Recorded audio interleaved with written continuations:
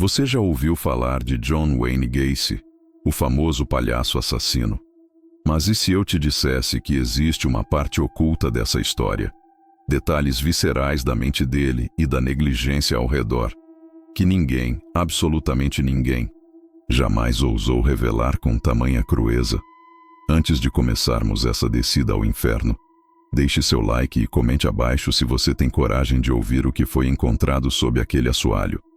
Estamos em Des Plaines, Illinois. É o dia 11 de dezembro de 1978.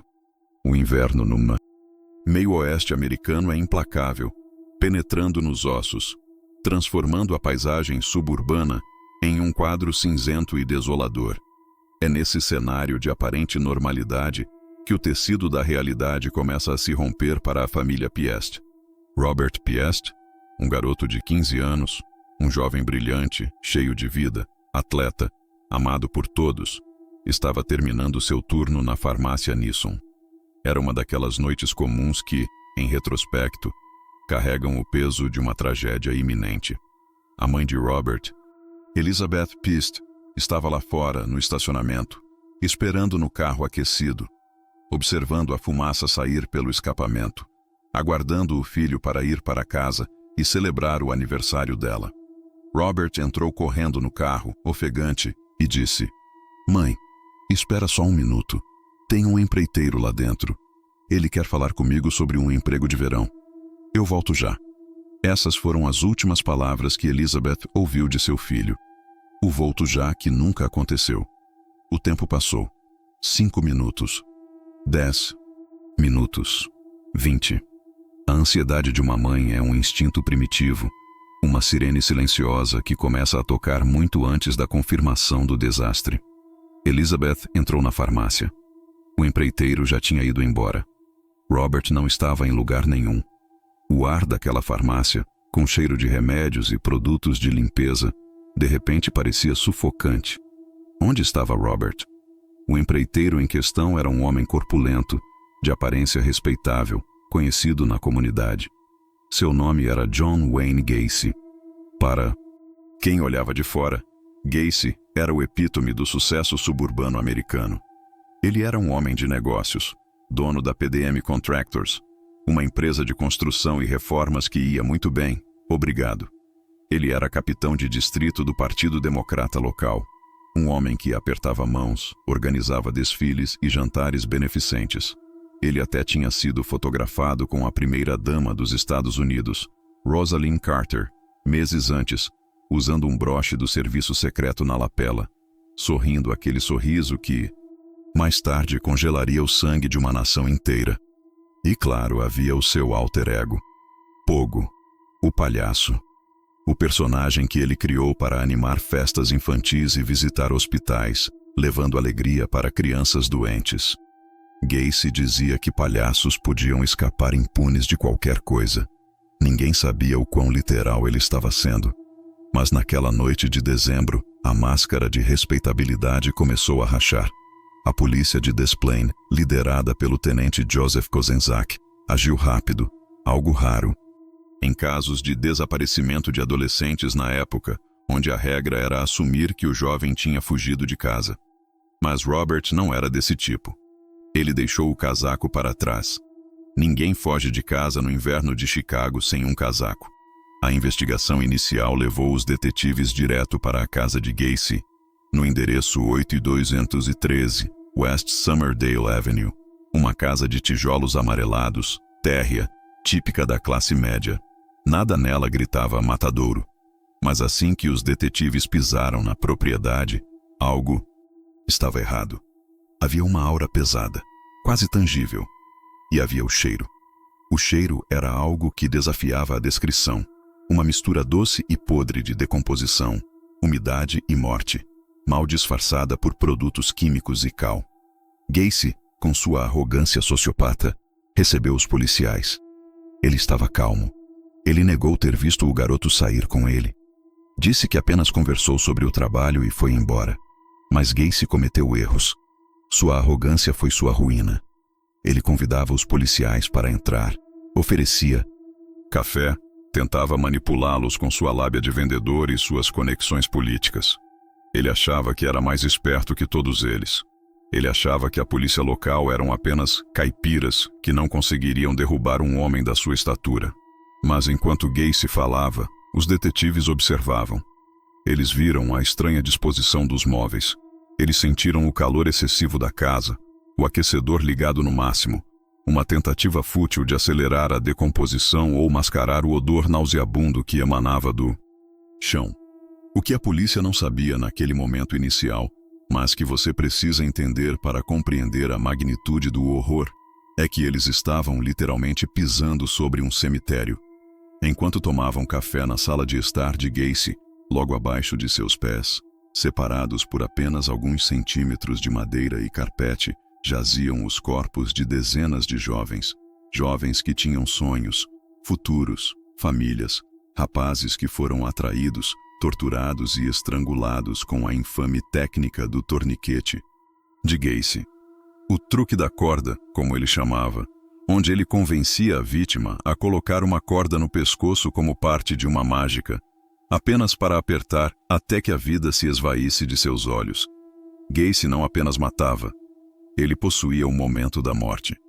Ele descreveu mais tarde o orgasmo final que sentia ao ver a luz se apagar nos olhos de suas vítimas.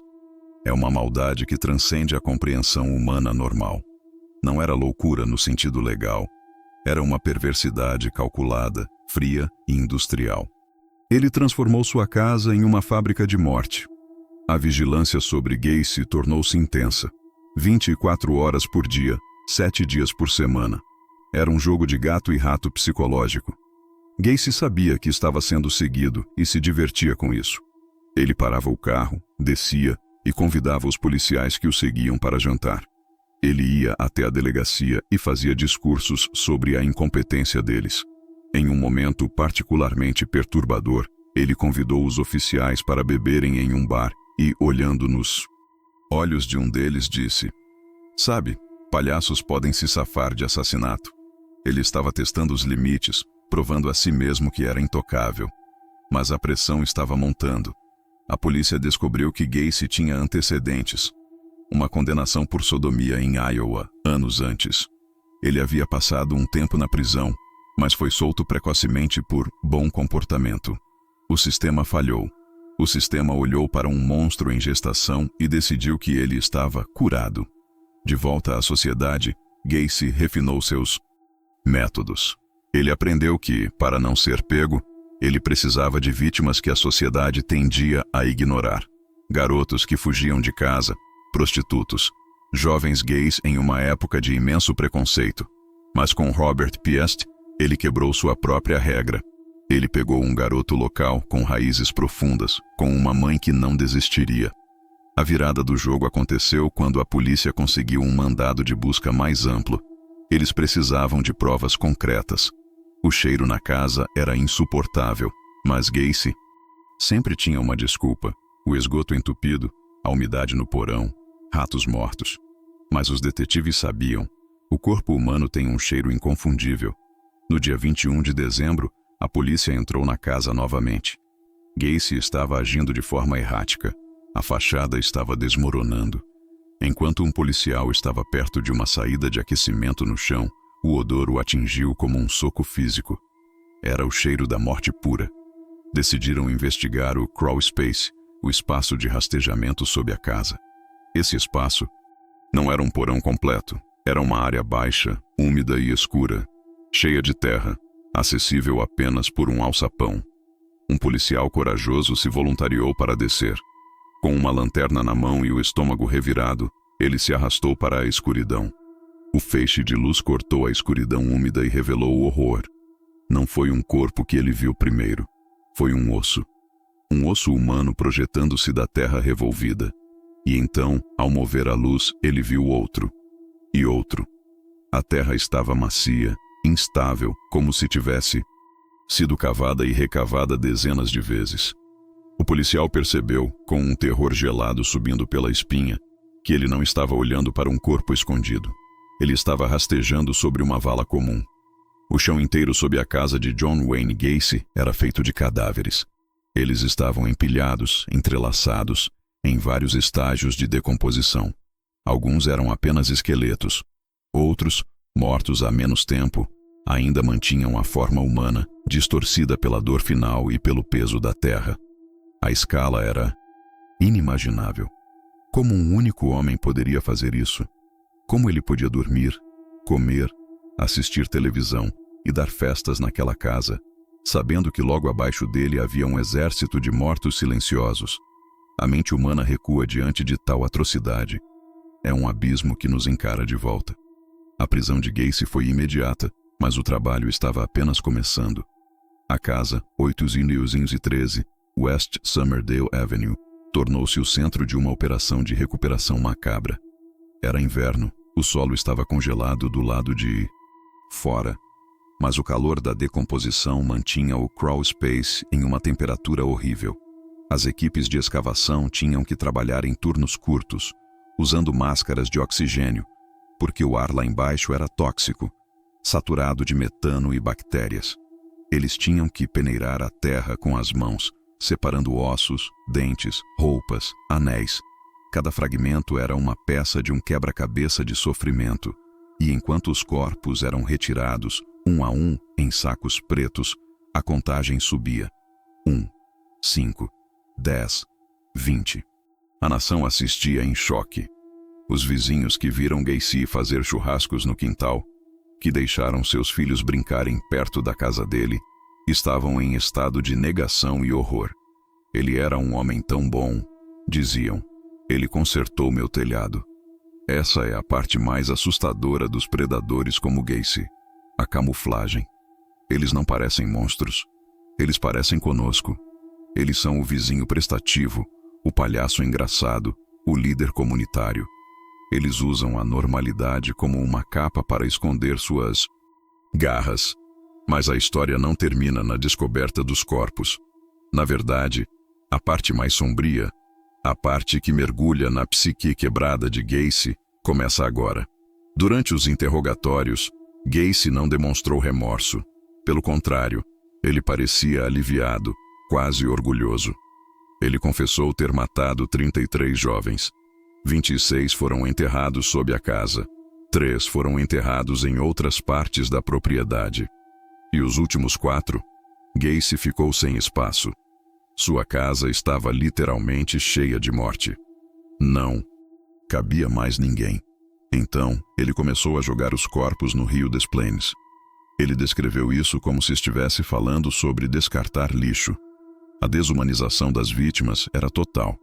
Para Gacy, eles não eram pessoas. Eram objetos de prazer momentâneo e depois inconveniências a serem descartadas. Ele mantinha troféus de suas vítimas. Carteiras de motorista, anéis, roupas, itens que ele guardava em uma caixa, lembranças de suas caçadas.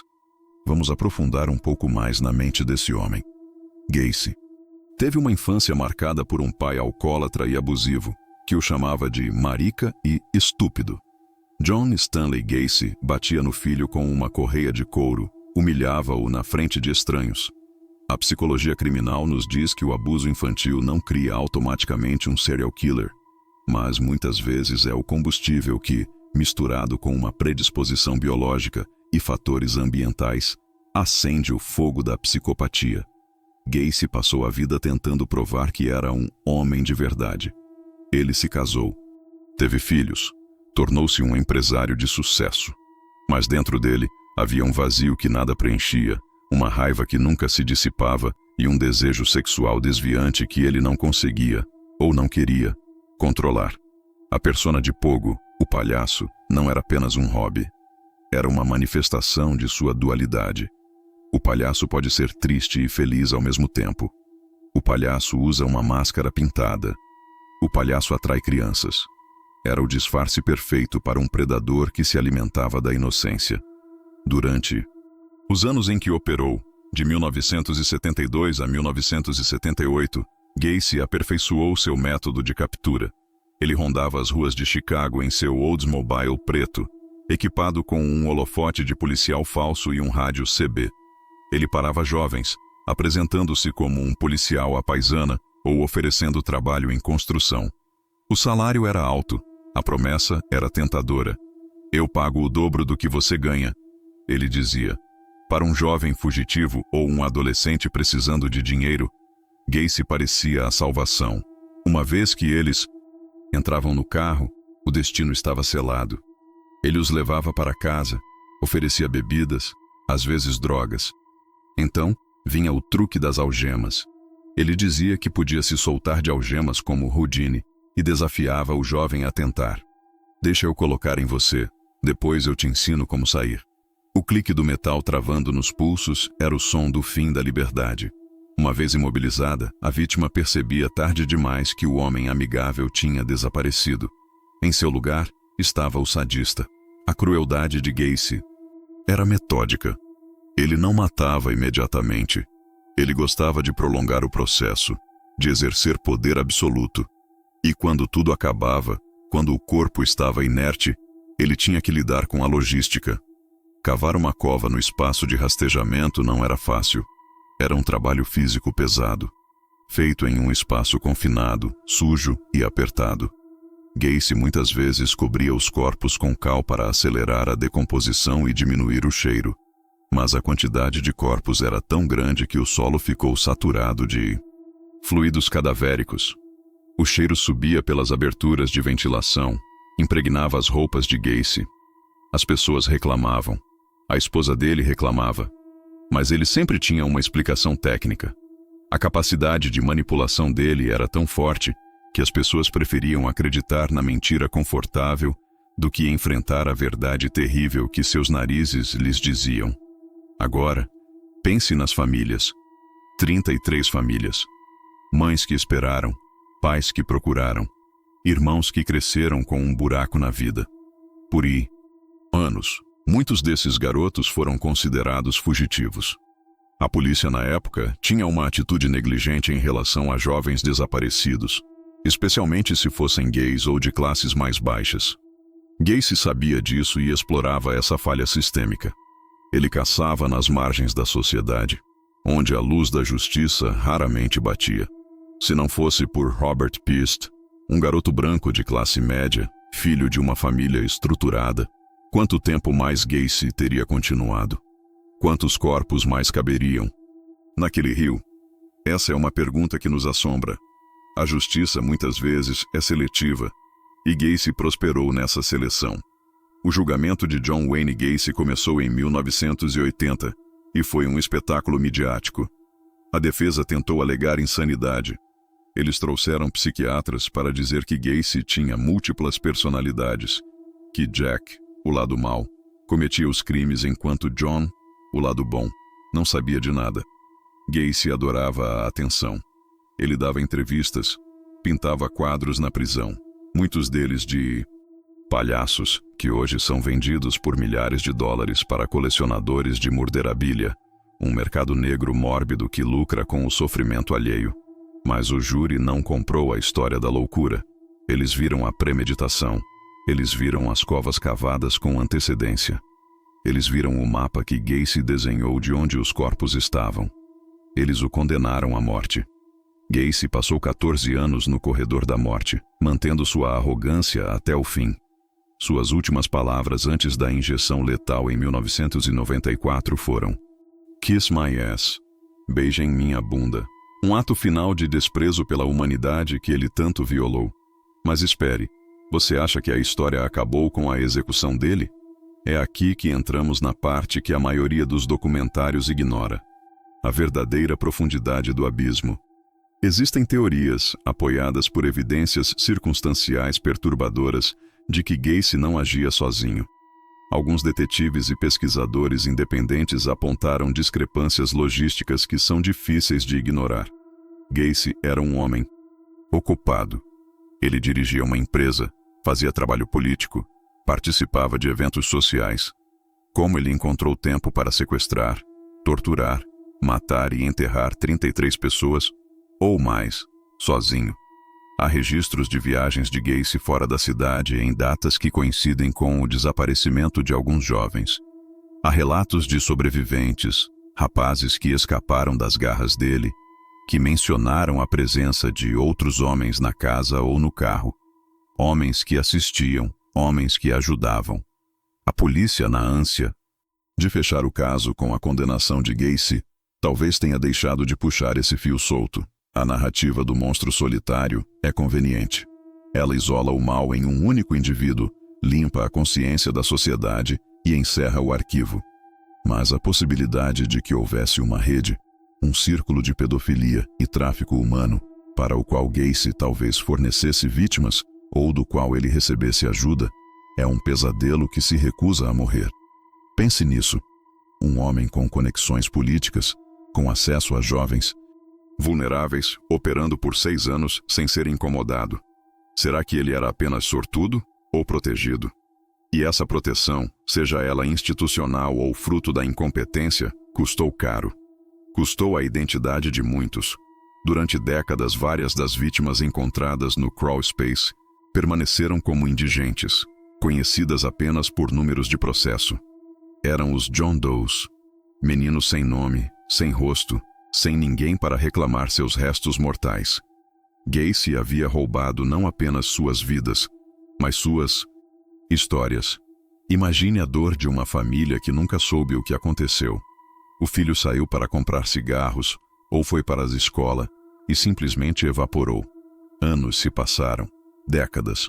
A casa de Gacy foi demolida em 1979. O terreno ficou vazio, uma cicatriz na vizinhança onde a grama crescia sobre a memória do horror. Mas a ciência avançou. O que era impossível nos anos 70 tornou-se realidade no século XXI.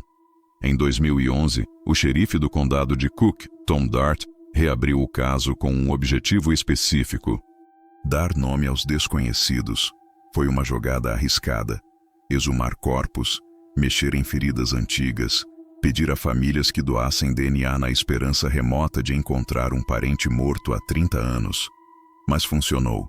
E as histórias que emergiram dessa nova investigação são tão dolorosas quanto as originais. Descobrimos, por exemplo, a identidade de William George Bundy. Ele tinha 19 anos quando desapareceu em 1976. Sua mãe sempre disse que ele nunca fugiria, mas a polícia da época não deu ouvidos. Ela morreu sem saber a verdade. O DNA confirmou que ele era uma das vítimas enterradas sob o assoalho.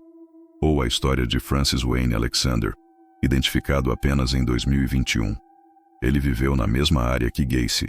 Ele foi morto e esquecido, sua existência apagada, até que a genética forense trouxesse sua memória de volta à luz. Cada identificação é uma vitória contra o esquecimento, mas também levanta uma nova questão aterrorizante. E se houver mais? Gacy viajava muito. Ele tinha parentes em outros estados. Existem períodos em sua vida, lacunas em sua cronologia, onde ninguém sabe exatamente onde ele estava. Há quem acredite que o número de 33 vítimas é conservador. Gacy, em seus momentos de bravata na prisão, chegou a insinuar que o número poderia ser 45. Onde estariam os outros 12?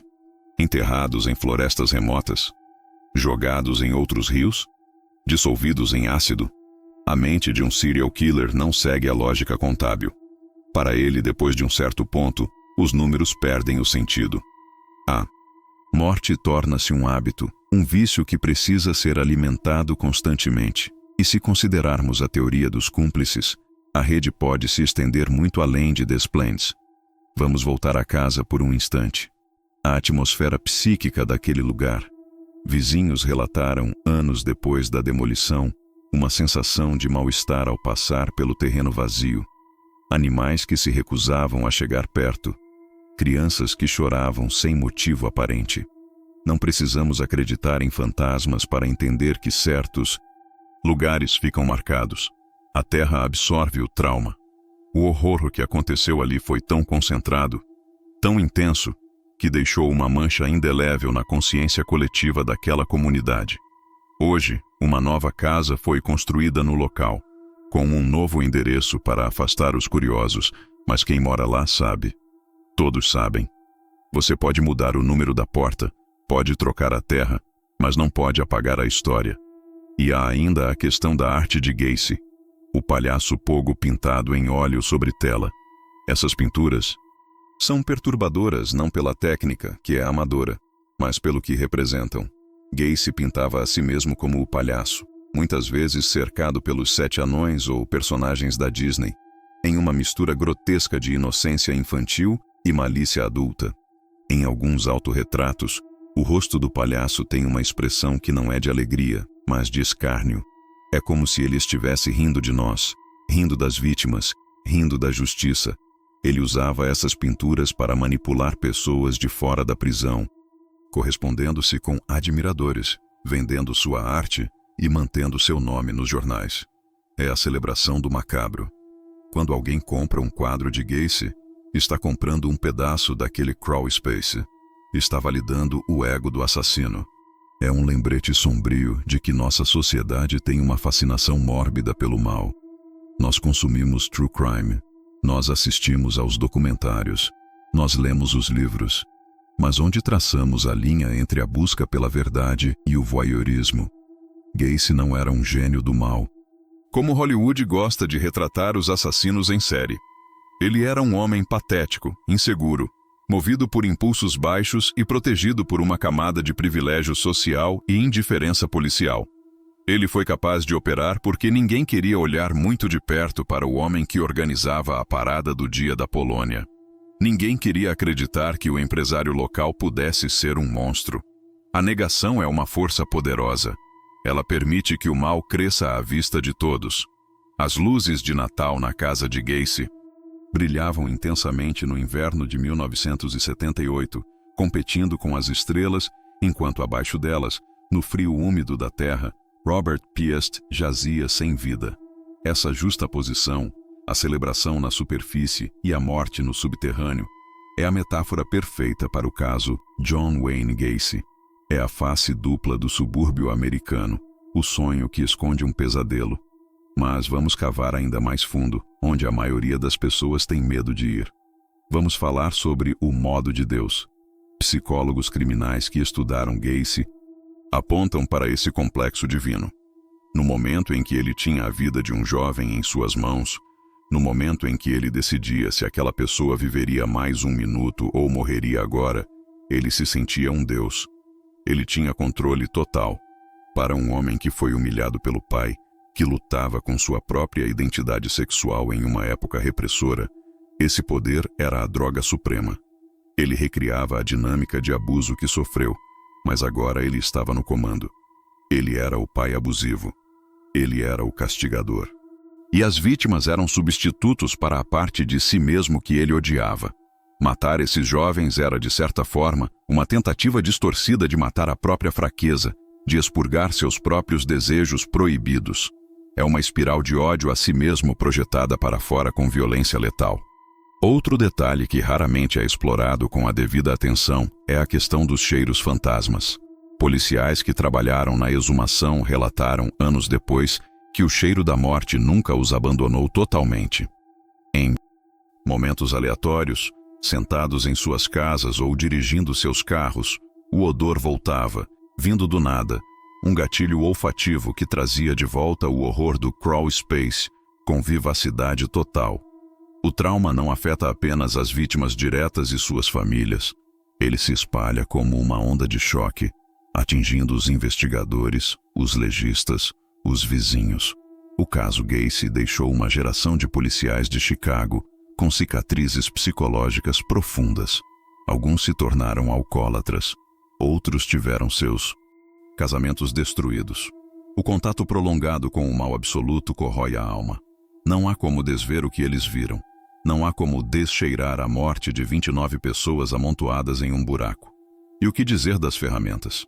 O kit de morte de Gacy: cordas, algemas, um bastão de madeira com um vibrador acoplado, um instrumento de tortura sexual que ele chamava de clube, clorofórmio. Tudo comprado em lojas comuns, itens do dia a dia transformados em armas de pesadelo. A banalidade do mal, como dizia Hannah Arendt, está presente em cada detalhe. Gacy não usava armas exóticas. Ele usava o que estava à mão. Ele transformou o ordinário em terrível. Sua casa era um labirinto de armadilhas. Havia portas que trancavam por fora. O bar no porão, com sua decoração temática de tiki, era o palco final para muitos. Imagine a desorientação das vítimas, drogadas, algemadas, em um ambiente estranho com luzes coloridas e máscaras de palhaço nas paredes, percebendo que a festa tinha acabado e o sacrifício ia começar. O terror psicológico deve ter sido tão devastador quanto a dor física. Gacy tentou culpar a todos, menos a si mesmo. Culpou as vítimas dizendo que elas eram hustlers, prostitutos, que tentaram extorquí-lo. Culpou seus funcionários. Culpou o álcool e as drogas. Até o fim, ele manteve a postura de vítima. Eu sou a 34ª vítima. Ele disse em uma entrevista infame. Essa inversão da realidade é típica do psicopata. Eles são incapazes de empatia verdadeira. Eles veem o mundo apenas através da lente de suas próprias necessidades e desejos. Para Gacy, o inconveniente de estar na prisão era maior do que a tragédia das vidas que ele tirou. Essa falta de humanidade é o que torna o caso tão fascinante e tão repulsivo. É um estudo de caso sobre o que acontece quando a consciência é completamente desligada. Há também um aspecto jurídico que mudou após Gacy. O conceito de pessoas desaparecidas. Antes dele, um jovem homem desaparecido não era prioridade. Era coisa de garoto. Ele volta quando o dinheiro acabar. O caso Gacy forçou uma mudança nos protocolos policiais. Mostrou que predadores visam especificamente aqueles que a sociedade ignora. Se Gacy tivesse matado 33 filhas de senadores, ele teria sido pego na primeira semana.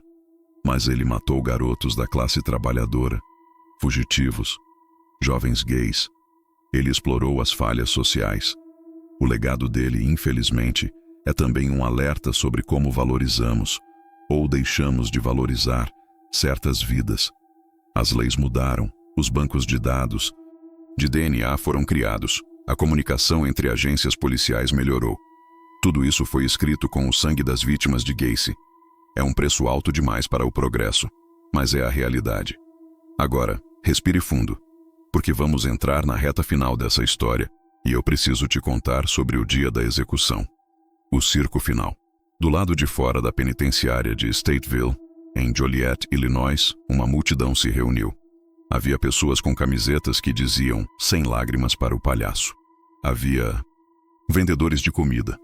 Havia uma atmosfera de festival, uma celebração macabra da morte de um assassino. A sociedade queria sangue. Eles queriam vingança. E dentro, Gacy comeu sua última refeição.